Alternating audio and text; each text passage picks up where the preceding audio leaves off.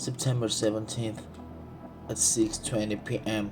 Azerbaijani Army has broken the ceasefire in Martakert region using firearm and military 2032 installation. In the result of this broken ceasefire, there is one wounded soldier from Armenian side. Fortunately, his life is not in danger. Artsakh Public Defense Army. Nearly every day, Azerbaijani Ministry of Defence spreads fake messages that defense army units have released fire to the direction of Azeri positions.